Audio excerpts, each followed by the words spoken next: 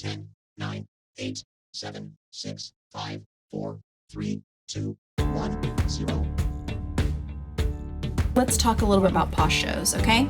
Why is Poshmark doing this anyways? Well, in China, people have been selling online, live streaming, for ages. 2016 is when it started, and the market in China for people who are buying and selling live streaming online is huge. So we're just kind of taking off right now, or like in the past year, I would say, even more so right now, this year. Some stats. Last year, 78% of Americans had never, ever watched a live show or seen one or bought anything or done one.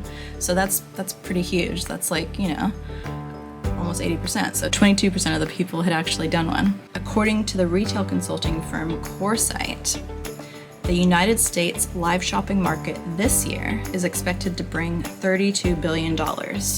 That's a lot. Well, guess what China is doing this year? China is estimated to bring in $647 billion with a B. So you can see, China's up here and we're kind of lagging behind, but people are really investing in this now, and they're expecting the US to really follow the path of China. Whether that's going to happen or not, we have yet to see. Meta really invested a lot into their live streaming, Facebook Marketplace Live and Instagram Live, and they shut it down. So they really invested heavily during the pandemic, and they shut down Instagram's live shopping feature this March and Facebook's in October. So they tried it, and obviously they didn't get the results they were expecting, or the profitability, or maybe they had issues like counterfeiting, who knows, but they stopped that. There's a lot of people that are doing it though.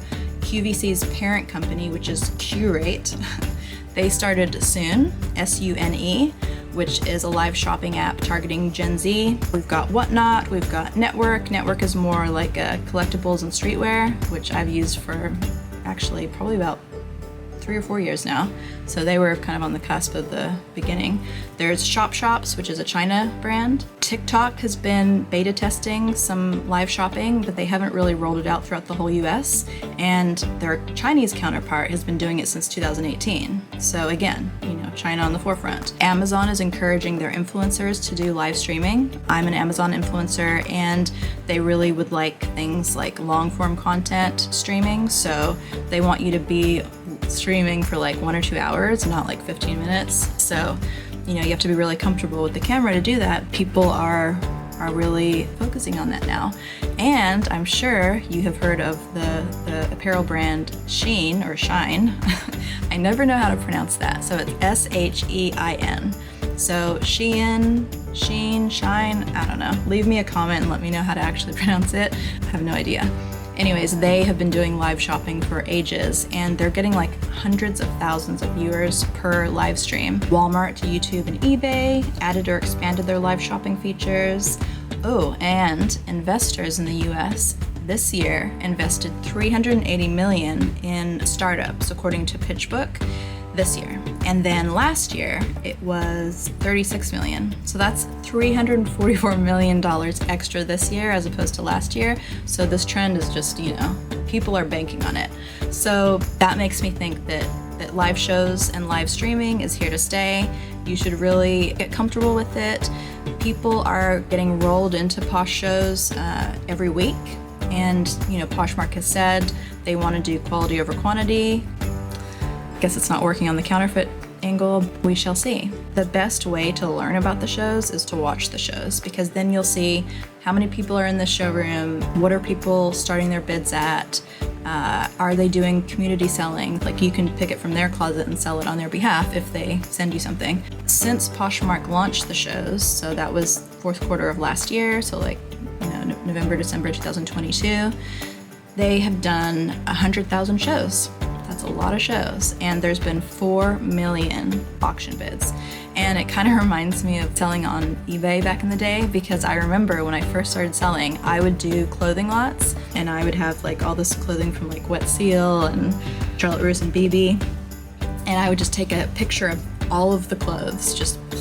I would kind of fold them and make them look a little bit nice, but no individual photos. And I would just say brands and I would say 48 tops, and it was just so new and so easy, and you started at 99 cents and people would bid the heck out of it. I mean, some of those lots sold for like 200, 300. Now if you go onto eBay, oh my god, people don't bid on eBay anymore, do they? Like, auctions are a thing of the past. Well, now with the live streaming, auctions are coming back. So some of those strategies that I used, and probably a lot of you used if you sold on eBay back when auctions were a thing, you can kind of use that strategy and those strategies for when you're live selling. Make sure that you started at a price that you're comfortable selling it at, because it could be that nobody bids on it or one person bids on it and they get it. Of course, that depends on how many people are in your show. So I think that with at least 100 people in your show, you should be getting some good traction, but you just never know. Thanks for listening today, and I hope you have tons of sales, and check out resellgenius.com. Thank you. Bye.